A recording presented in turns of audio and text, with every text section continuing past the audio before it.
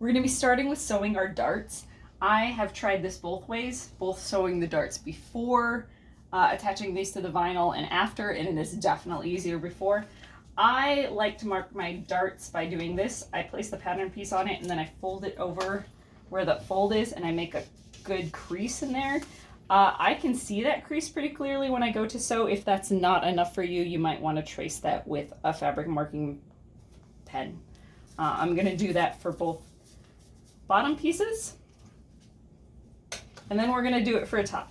So this is where, when I referred to the pattern being more tricky than I wanted it to be, sewing 6 darts was not my ideal for beginners, but if you make it through this step, you're smooth sailing from here. So just bear with us. Okay, the top is the trickiest part. So it asks you to fold. So you're going to actually fold in on one side. I like to do it better. Make your pattern go upside down and your fabric go right side up, and you fold along that fold line.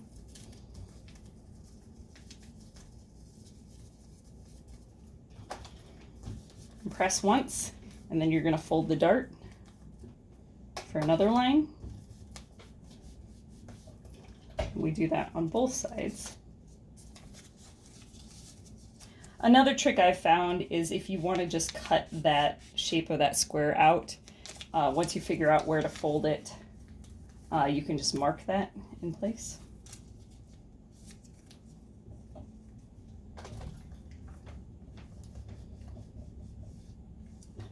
And I know 2 darts on the top is pretty tricky, but that's what gives it this really fitted shape around the nose. And after trying a bunch, like I just can't beat it. It's the best fit.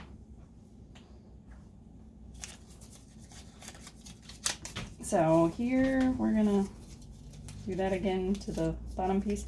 Remember, you're folding it itself to the right side so that you're sewing the dart on the wrong side of the fabric.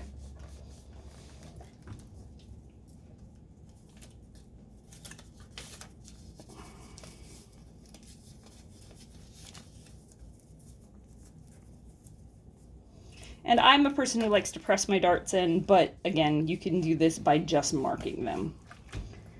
So when you sew these 2 darts, you are going to have the piece of fabric folded over like this. Don't catch these little tails in. Okay, we're going to sew them all.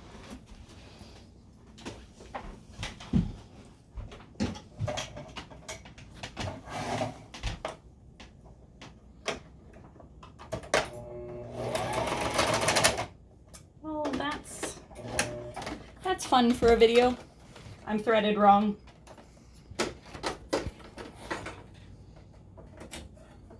You're just gonna have to trust me that I sewed these darts, or maybe we'll speed this whole section up. Well, this isn't maybe a learning opportunity. Anytime your machine makes that clunk, clunk, clunk sound, it's usually an issue of threading. Most often the bobbin. Always stop and rethread, first call.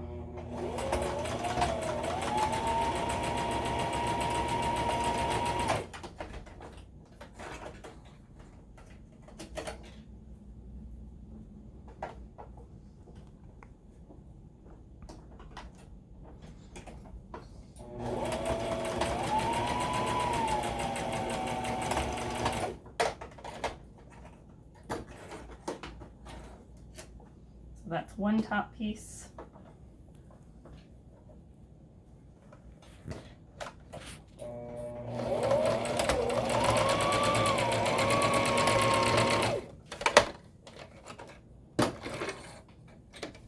Two top piece.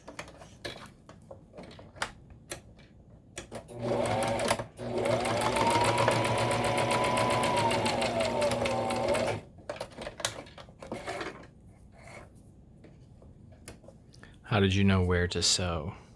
I'm sewing right in this fold. Okay. So I'm trying to hit. My needle is lined up with this part of the foot, but wherever your needle is going down, I'm trying to sew right in that fold.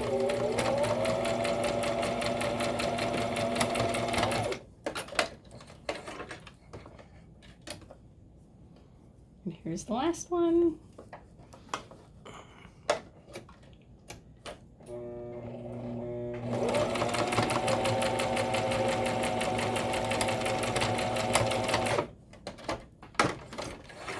Okay, so we're going to take them and press them. On the two bottom pieces, we want to press them both going the same direction. So you pick left, pick right, it doesn't matter, but make both of them go that way.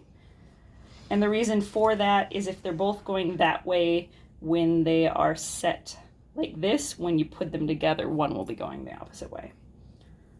And you won't have, it keeps your bulk down, the bulk when you're sewing later. So those are our bottom pieces. And then our top pieces, I say one of them has to be folded in and the other one has to be folded out. I always fold my lining pieces with the darts in. And where we folded before, you now want to get rid of that fold line. That was just the purpose to show you where to place the dart. And so this is the one that I will be folding with the darts going out. And if you're a better, trim your threads. I'm bad about trimming my threads throughout the process, but it really does help with a nicer final product. So we have our top pieces and bottom pieces prepped, and we're ready to assemble the mask together.